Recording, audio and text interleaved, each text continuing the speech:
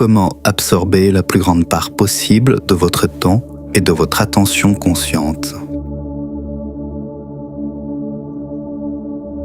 Cette phrase n'est pas celle d'un spécialiste en neurosciences.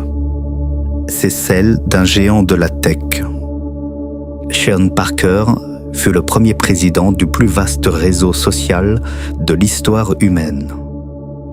Des années plus tard, il a raconté ce qui se trouvait au commencement, la question fondatrice, posée en toute conscience, autour de laquelle tout le reste fut construit. Comment capter votre temps? Comment retenir votre regard? Comment ne plus le rendre? Ce principe est aujourd'hui au cœur de presque tous les grands mécanismes numériques. Il a réussi au-delà de toute mesure. Notre regard ne nous appartient plus entièrement. Chaque jour, des milliards de regards se tournent vers des flux d'images fabriqués pour les retenir. Un monde de reflets brillants, fascinants, parfois stupéfiants, mais privés d'épaisseur, où nos propres désirs, nos peurs et nos projections nous sont rendus comme s'ils étaient le réel. Et tandis que notre regard demeure captif de ces apparitions, le monde vivant, lui, se défait. La planète se réchauffe sous l'effet de nos activités. Des espèces disparaissent. Les forêts reculent. Les sols s'appauvrissent.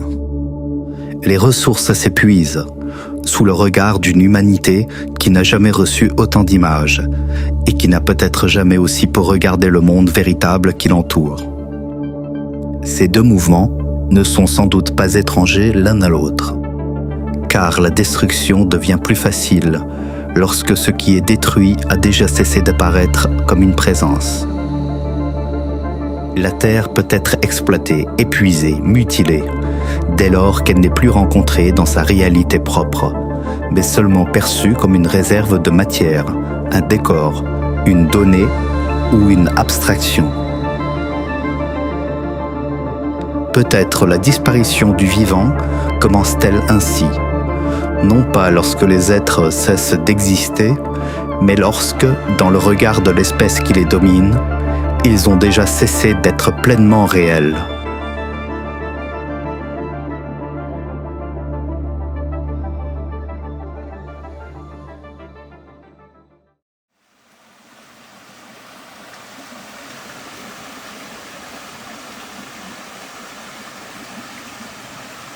Salutations, je suis l'exégète. L'exégèse est une lecture, une interprétation qui ouvre la possibilité d'un récit éclairé. L'exégèse, c'est conduire hors d'eux, faire sortir ce qui est enfoui. Cette compréhension n'est pas une construction personnelle de l'exégète, mais la saisie momentanée d'une réalité qui le précède et le dépasse.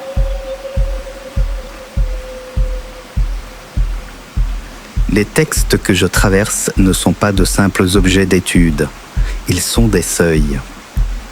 On ne leur impose pas un sens, on les franchit, et le temps d'un instant se laisse entrevoir ce qu'ils portent, une réalité unique.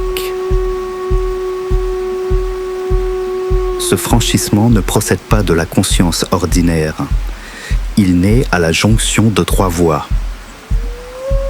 La vie contemplative, la solitude prolongée et l'action naturelle d'un principe issu d'un règne qui n'est ni végétal ni animal.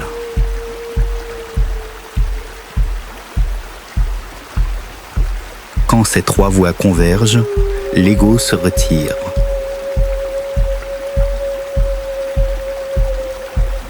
Et dans ce retrait s'ouvre un autre niveau. Les choses ne sont plus filtrées par nos désirs, nos peurs, nos catégories. Elles apparaissent telles qu'elles sont.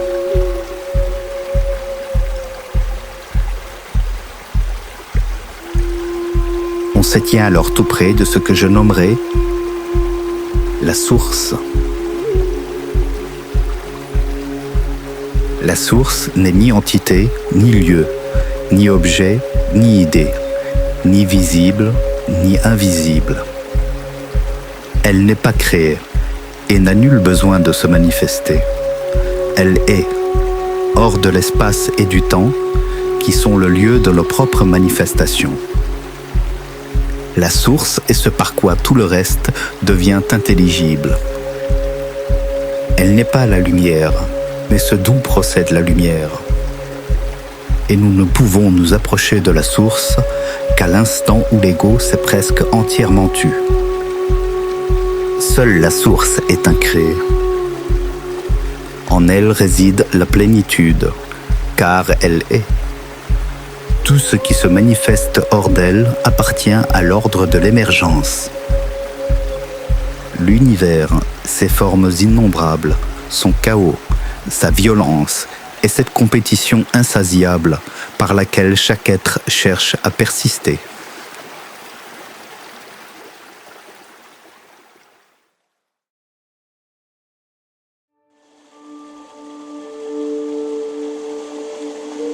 La lampe de ton corps, c'est l'œil. Quand ton œil est sain, ton corps tout entier est aussi dans la lumière. Mais si ton œil est malade, ton corps aussi est dans les ténèbres. Matthieu, chapitre 6, versets 22 et 23. Cette phrase, tirée d'un livre biblique, est attribuée à un maître juif révolutionnaire du 1er siècle. Prophète et messie pour les plus ardents de ses disciples, accusé de blasphème et de sédition par les élites religieuses et le pouvoir politique de son époque. Le personnage dont il est question ici est connu sous plusieurs noms. Yeshua Bar Yosef pour les Juifs, Jésus de Nazareth pour les chrétiens, ou encore Isa ibn Mariam, Jésus fils de Marie, chez les musulmans. Dans le vacarme spirituel de notre temps, alors que le regard véritable se trouve peu à peu capté par les forces numériques et que la disparition du vivant s'accomplit dans une étrange invisibilité, ce passage de la lampe du corps prend une clarté presque douloureuse. Il nous parle peut-être plus directement encore aujourd'hui qu'à l'époque où il fut prononcé.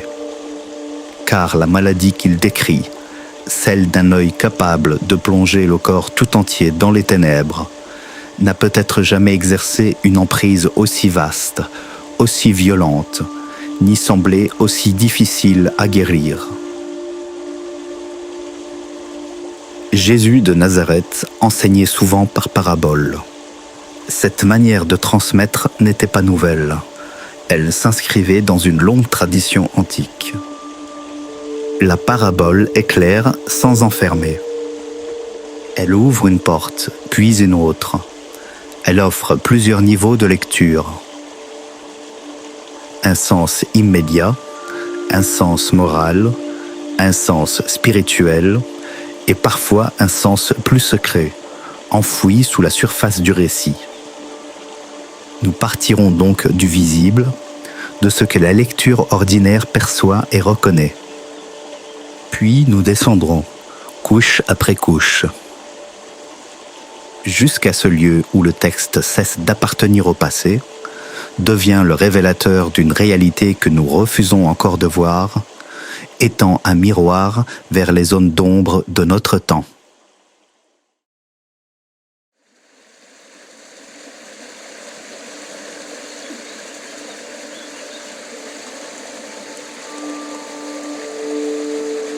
La lampe du corps, c'est ton œil. Le corps dont il est question peut d'abord être compris autrement que comme notre seule enveloppe physique. Il désigne aussi ce corps intérieur que nous appelons l'esprit, ou peut-être l'âme, cette part de conscience qui se forme dès nos premiers contacts avec le monde, se modèle au fil des expériences et grandit presque en même temps que le corps qui l'abrite. L'âme est une mémoire devenue sens. Elle se nourrit de ce qu'elle reçoit du monde par le toucher, l'odorat, le goût, l'écoute et le regard. Chacun de ces sens lui ouvre un passage vers le réel. Mais l'œil possède une relation singulière avec la lumière. Il est l'organe par lequel celle-ci devient vision. Dans les traditions spirituelles, la lumière occupe une place centrale. Elle est ce qui révèle, ce qui dévoile, ce qui permet aux formes de sortir de l'indistinction. Elle nous donne de recevoir le monde, de le contempler, puis de tenter de l'interpréter. Lorsque la lumière se retire, les choses ne disparaissent pas. Elles demeurent présentes, mais leurs contours se dérobent. Les autres sens continuent de nous relier au réel, chacun selon sa voie propre. Mais le visible perd son ordre et sa profondeur. La lumière est ainsi, symboliquement, ce par quoi les choses deviennent intelligibles. Et c'est cette intelligibilité qui permet à l'âme de s'élever. Une plante privée de lumière ne meurt pas immédiatement. Elle végète, elle se déforme. Elle s'étire désespérément vers une clarté qu'elle ne trouve plus, ou qu'elle ne sait plus suivre. Puis, peu à peu, elle dépérit. L'âme humaine suit une trajectoire semblable lorsqu'elle est privée d'un regard juste. Elle ne s'effondre pas d'un seul coup.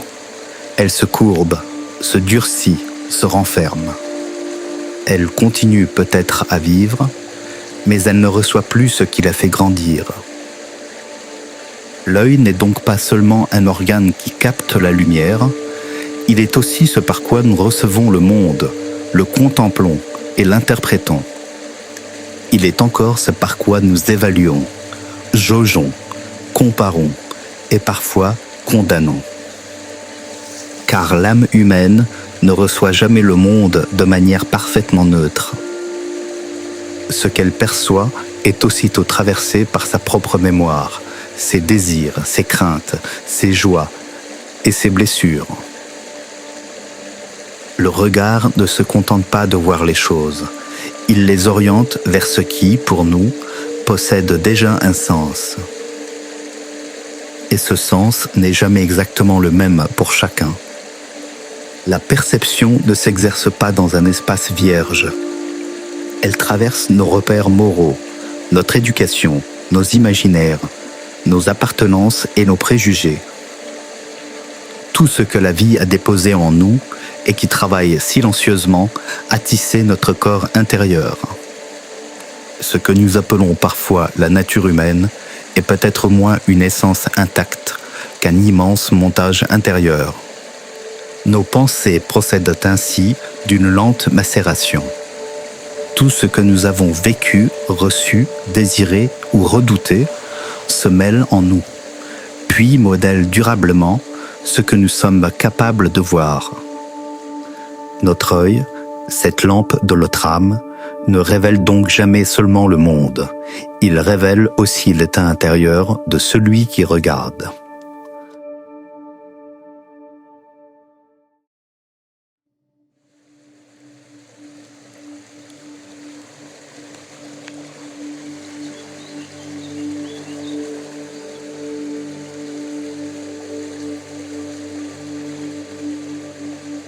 La lampe de notre âme est donc un regard dans lequel les filtres cessent momentanément de gouverner la perception.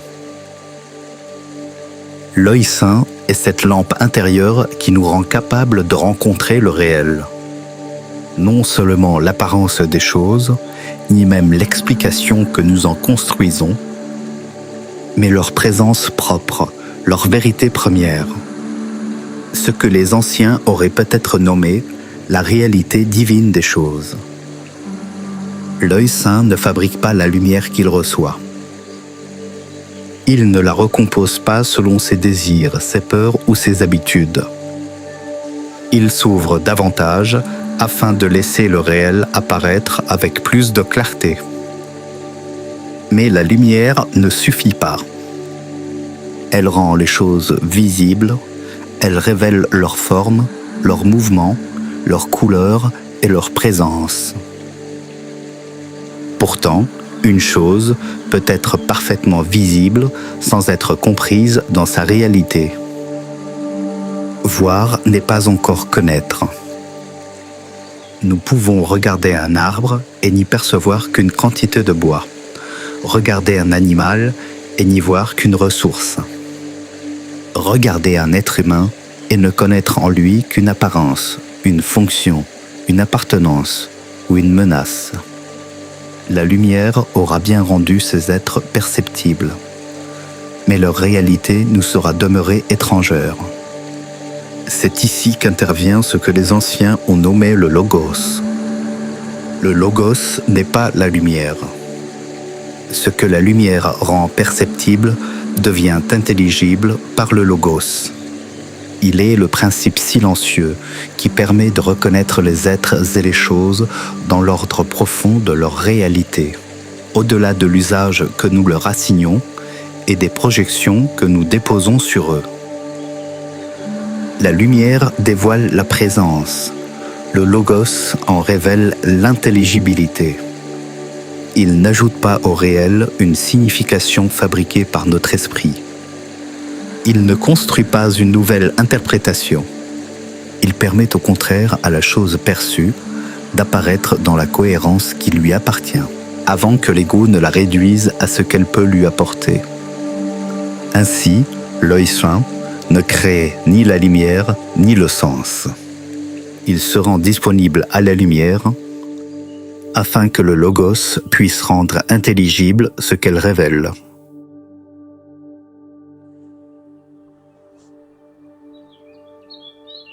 Mais si ton œil est malade, ton corps aussi est dans les ténèbres. L'œil malade n'est pas celui qui regarde le monde sensible. La maladie commence lorsque le regard ne sait plus recevoir les êtres et les choses dans leur présence propre. Cette maladie progresse lorsque ce que l'œil perçoit ne trouve plus, dans le logos, son intelligibilité véritable. La lumière peut encore rendre les choses visibles. Leurs formes apparaissent, leurs contours demeurent reconnaissables, leurs mouvements peuvent être observés. Pourtant, leur réalité profonde échappe au regard. On peut voir sans comprendre. Dans ce manque de clarté intérieure, le regard ne reçoit plus seulement ce qui se présente à lui. Il interprète, complète, déforme. Il ne voit plus le monde tel qu'il est, mais tel que son propre trouble le lui renvoie, tel que ses peurs, ses désirs et ses blessures tentent de le reconstruire. L'ego s'empare alors de ce vide d'intelligibilité. Dans son désir de se manifester, l'ego ne demeure plus à sa juste place, humble et réceptive. Il cherche à compenser ce qu'il ne comprend pas par une représentation affaiblie, diffuse et déformée de la réalité. Il substitue ses propres catégories à la présence des choses. Il nomme avant d'avoir rencontré. Il juge avant d'avoir compris. Il réduit ce qui est à ce que cela peut lui apporter, lui retirer ou lui faire craindre. Le réel cesse alors d'être véritablement perçu, rencontré, contemplé. Il devient évalué, puis consommé. L'ego devient le principal agent de cette réduction. Pourtant, l'ego n'est pas en lui-même une puissance mauvaise. Il est ce qui nous permet de dire « je », de reconnaître notre corps comme le nôtre, de préserver une continuité intérieure, de nous orienter et d'agir dans le monde. Sans lui, aucune existence singulière ne pourrait véritablement se maintenir dans l'ordre manifesté. L'ego est le principe par lequel l'être se reconnaît comme distinct, limité, séparé du reste du monde. Son silence momentané ne fait pas disparaître l'être, il ouvre le regard. Mais sa dissolution totale et permanente signifierait aussi la fin de cette manifestation singulière. L'ego est donc également l'agent de notre manifestation. Tout ce que nous exprimons, entreprenons ou projetons dans le monde passe d'une manière ou d'une autre par lui. Mais lorsque l'ego cesse de reconnaître ses propres limites, lorsqu'il ne se laisse plus éclairer par ce que l'œil reçoit ni instruire par l'intelligibilité du logos, il s'emballe.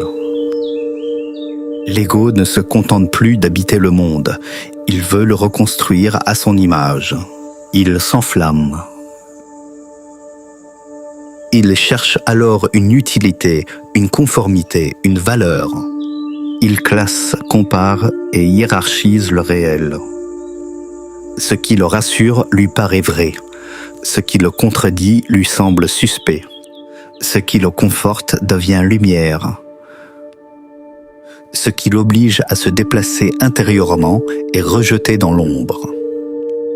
Ainsi, l'ego ne regarde plus le réel. Il cherche partout sa propre image. Il transforme les êtres en miroirs. Il ne voit plus véritablement l'autre, mais l'effet que l'autre produit sur l'idée qu'il se fait de lui-même. L'amour peut alors devenir possession, la foi défense d'une identité, la raison instrument de supériorité. Même la compassion peut devenir la mise en scène discrète de notre propre vertu. Cette maladie n'est pas née avec notre époque. Elle accompagne l'humanité depuis que le moi cherche à faire du monde le territoire de sa propre manifestation. Elle a habité les palais, les temples, les guerres, les conquêtes, les doctrines et jusqu'aux quêtes spirituelles les plus sincères. Mais pendant longtemps, son expansion rencontrait encore la résistance du réel, la distance, la lenteur, le silence, le corps de l'autre, l'attente, l'impossibilité d'être partout et de tout montrer. Puis, une architecture nouvelle est advenue.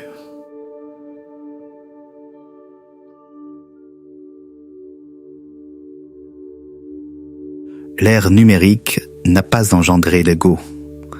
Elle lui a offert son plus vaste territoire d'expansion. Jamais les conditions de sa manifestation n'avaient été aussi favorables. La multiplication des espaces numériques a rendu celle-ci permanente, ordinaire, accessible à tous, partout et à chaque instant.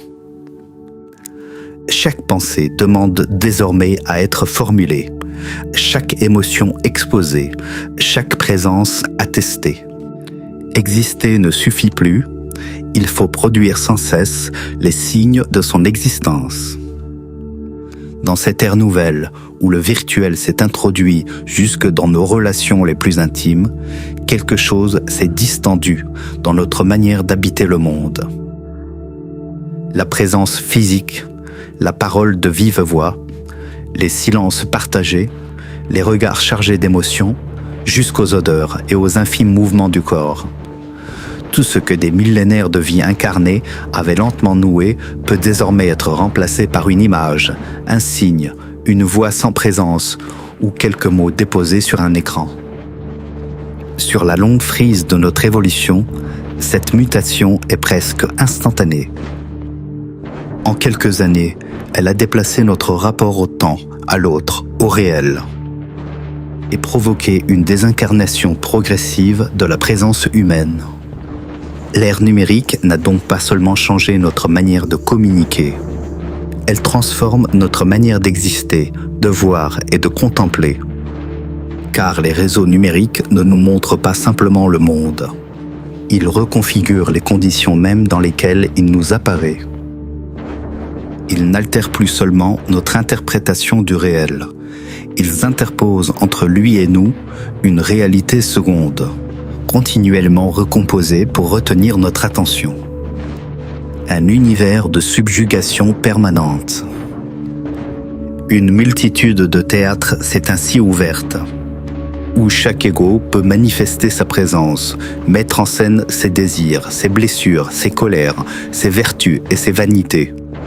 Les événements de notre vie, même les plus intimes, deviennent des scènes publiques sur lesquelles il faut paraître, réagir, prendre position, témoigner de soi.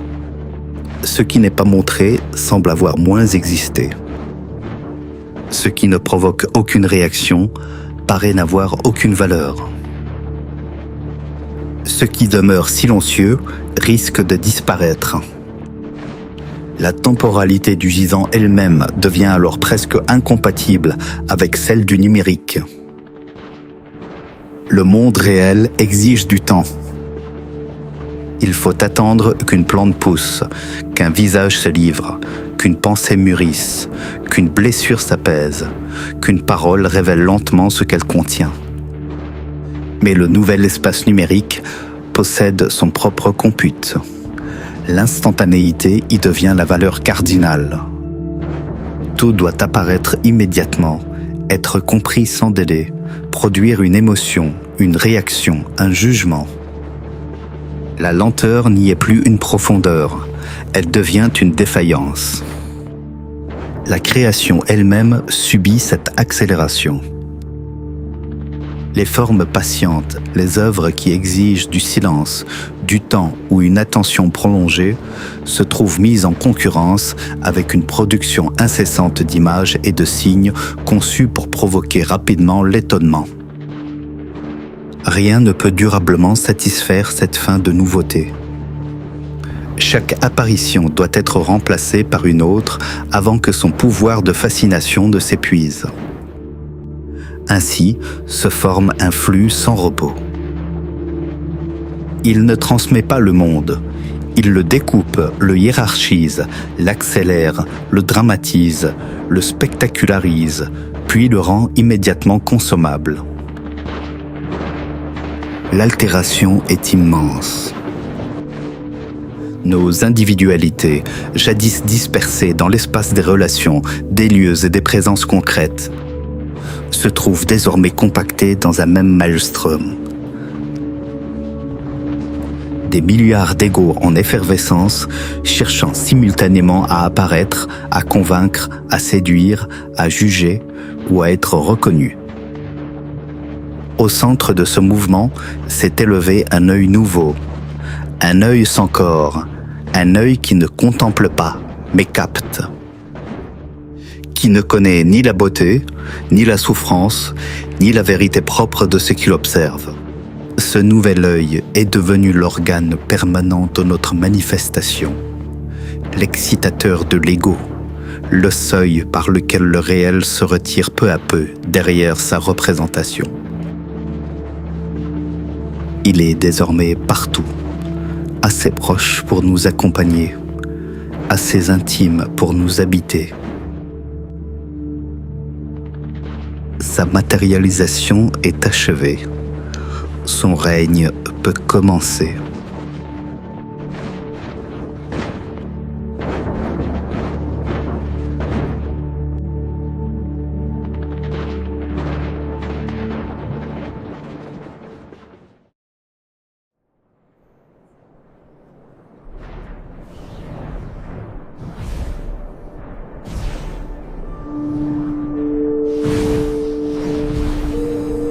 Il mesure, il compare, il calcule. Cet œil numérique ne cherche pas à rendre le monde intelligible. Il évalue ce qui possède le plus grand pouvoir de retenir notre regard. Il ne demande pas si une chose est vraie, juste ou profonde. Il demande combien de temps elle peut nous maintenir devant elle. L'architecture algorithmique tend ainsi à favoriser l'indignation rapide, la pensée brève, le sarcasme efficace, la polarisation entretenue, l'adversaire clairement désigné. Elle produit des certitudes immédiatement assimilables, prédécoupées, répétées, renforcées par l'approbation du nombre. Puis, ces certitudes, validées par leur seule circulation, finissent par prendre l'apparence de vérité que l'on défend avec la ferveur des dévots. L'œil numérique ne voit pas la réalité des choses. Il enregistre nos réactions. il apprend ce qui provoque notre désir, notre peur, notre colère ou notre adhésion. Puis nous le présente à nouveau, sous une forme toujours plus précise. Il ne possède aucune volonté propre. Il n'a pas besoin de vouloir notre captivité. Sa logique suffit. Car tout ce qui prolonge notre présence, suscite une réaction ou nous pousse à revenir devient, pour lui, une réussite. Peu à peu, les milliards de consciences qui lui abandonnent chaque jour une part de leur regard nourrissent le système qui finira par leur désigner ce qu'elles doivent voir, puis la manière dont elles doivent le voir, et parfois même ce qu'elles devront en penser. Le phénomène marque une rupture profonde. Autrefois, notre regard se déformait au contact du monde. Nos peurs, nos désirs et nos blessures interprétaient ce que nous rencontrions. Aujourd'hui, le monde lui-même nous parvient déjà découpé, orienté, hiérarchisé et dramatisé par les mécanismes qui prétendent nous le rendre visible. Et l'ego ne travaille plus seul. Il dispose désormais d'une industrie entière capable d'entretenir ses troubles, de confirmer ses préférences et de lui présenter continuellement une réalité conforme à ce qu'il est déjà disposé à croire.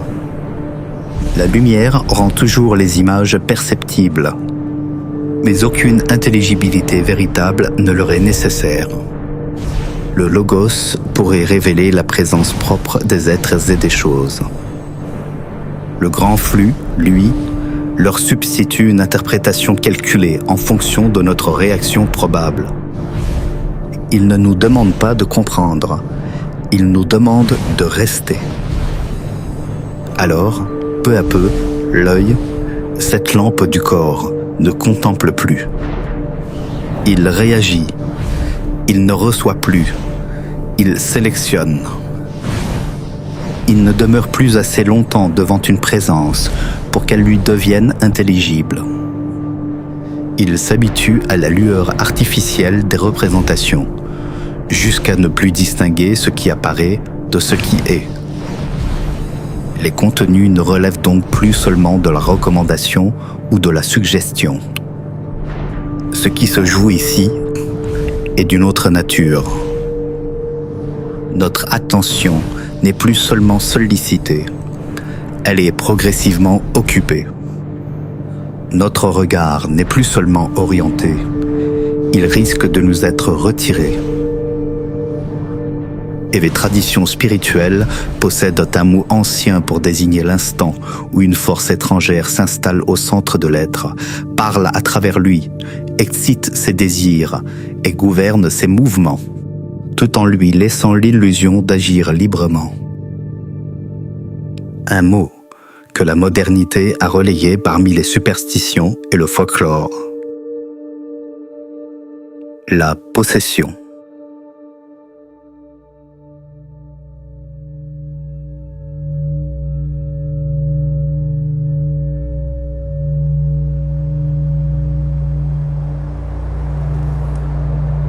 Il faut désormais parler d'une forme de possession collective. Non pas nécessairement la possession spectaculaire des anciens récits d'exorcisme, avec ses transes, ses cris et ses convulsions.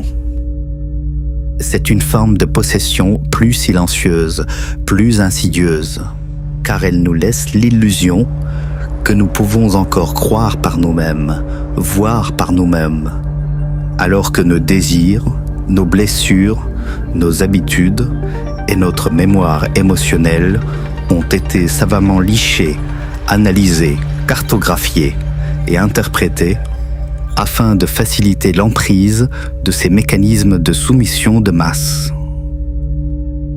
À force, l'intarissable flux, ce grand œil numérique, finit par parler en nous avec notre propre voix. Il enflamme l'ego d'une puissance qui n'est pas la sienne.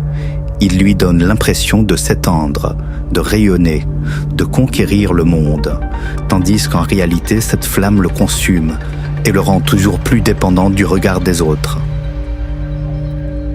le réel véritable demeure présent, mais il ne nous parvient plus dans la lumière du Logos. Notre regard n'est plus disponible pour le recevoir. C'est une image sous emprise qui prend sa place, une représentation déjà construite, déjà orientée, qui n'attend de nous qu'une chose, que nous lui abandonnions notre regard. La possession n'exige pas le consentement. Elle exige seulement l'abandon du regard. Car la voix qui nous possède est déjà la nôtre. Ce n'est pas nous qui cédons, c'est l'ego en nous qui adhère. Nous sommes redevenus les enchaînés de la caverne. Le dos tourné au réel, nous fixons le mur écran sur lequel se projettent les ombres d'une virtualité exacerbée. Nous les commentons, nous les comparons, nous nous déchirons à leur sujet. Nous leur prêtons davantage de réalité qu'aux êtres, au corps et au monde vivant, dont elles ne sont pourtant que les reflets déformés. C'est là que le verset de la lampe du corps devient d'une actualité presque violente. Si le regard est corrompu, l'âme elle-même finit par habiter un monde obscurci. Elle ne reconnaît plus ce qui souffre. Elle ne distingue plus ce qui vit de ce qui est mis en scène. Elle ne reçoit plus l'autre dans sa présence réelle, mais à travers la représentation qui lui en a été préalablement imposée. Comment ne pas voir dans cette maladie du regard l'une des causes de la rationalisation collective des actes de ténèbres qui se commettent encore sous nos yeux? Comment comprendre autrement cette lassitude compassionnelle qui finit par atteindre même les consciences les plus humanistes, à une époque qui prétendait pourtant nous affranchir de l'ignorance, de l'indifférence et de la barbarie, par les progrès de la communication instantanée? Comment ne pas relier également la destruction du vivant, dont nous sommes collectivement responsables, à un regard qui ne voit plus véritablement ce qu'il regarde, à un œil qui a perdu la capacité de recevoir la lumière du réel et, à travers elle, la lumière du divin. Car tous les actes de ténèbres commencent par une cécité de l'âme. Ils naissent de ce que nous sommes incapables de voir. Sommes-nous à l'ère des ténèbres? La question peut sembler excessive. Pourtant, il suffit d'errer quelques instants dans l'espace numérique pour en éprouver l'impression.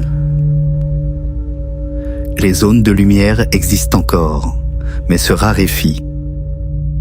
Elles semblent se réfugier dans des marges de plus en plus discrètes, presque silencieuses, tandis que le bruit, la colère, la dérision, la haine et la certitude brutale occupent le centre. Ce que le monde numérique a accompli en quelques années à peine, ce n'est pas seulement l'accélération de l'information. C'est aussi, et peut-être surtout, l'industrialisation de l'obscurcissement du regard. Nous y sommes, concrètement, physiquement. Voici des milliards d'êtres humains, plusieurs heures par jour, connectés aux sources sombres, les yeux fixés sur un écran où s'agitent des milliards de consciences captives, déconnectées du réel véritable, tandis que le monde sensible et immédiat s'efface autour d'elles. Reconnaître sa captivité, c'est déjà commencer à envisager sa libération.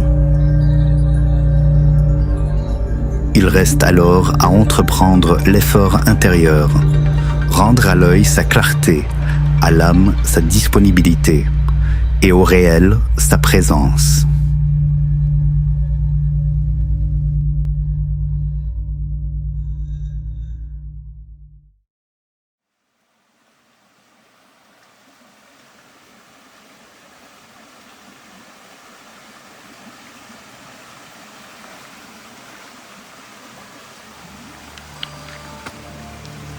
Jamais l'œil humain n'a été autant sollicité.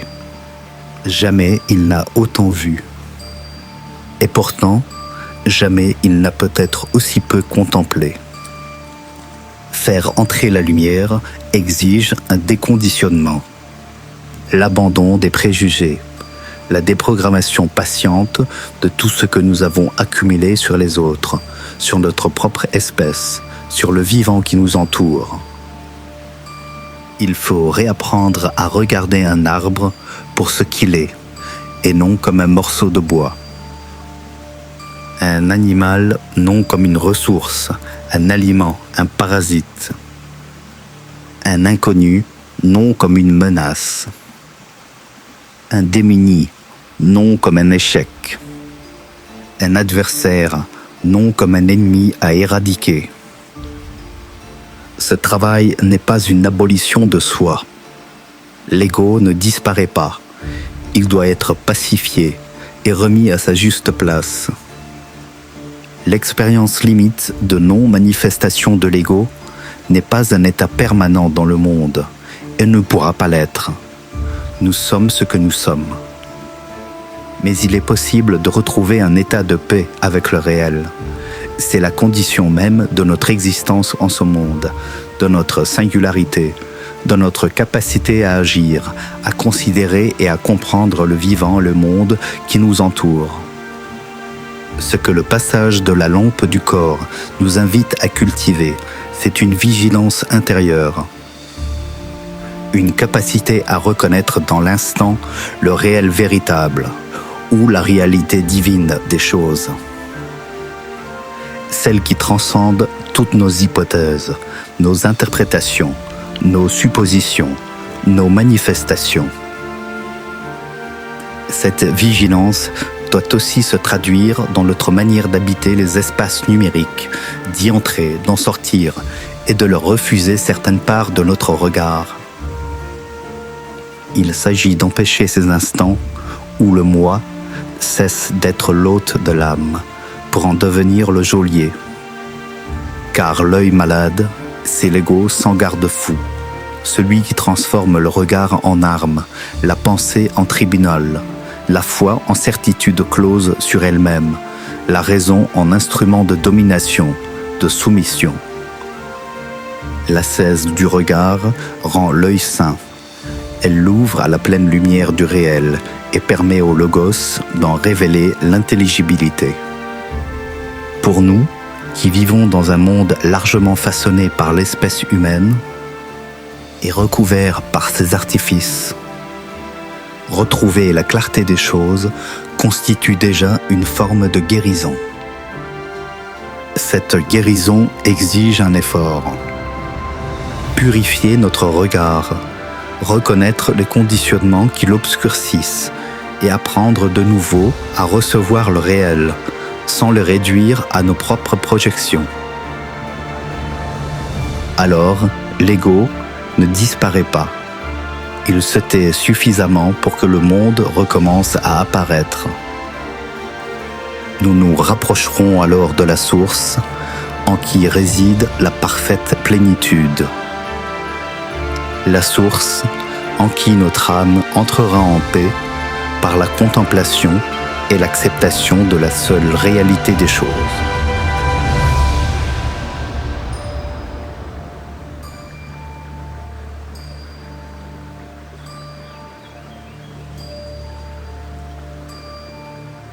Dans le prochain cycle de l'exégèse, nous traverserons un autre texte relatif à cette lumière, dans un état d'hyperperception naturelle.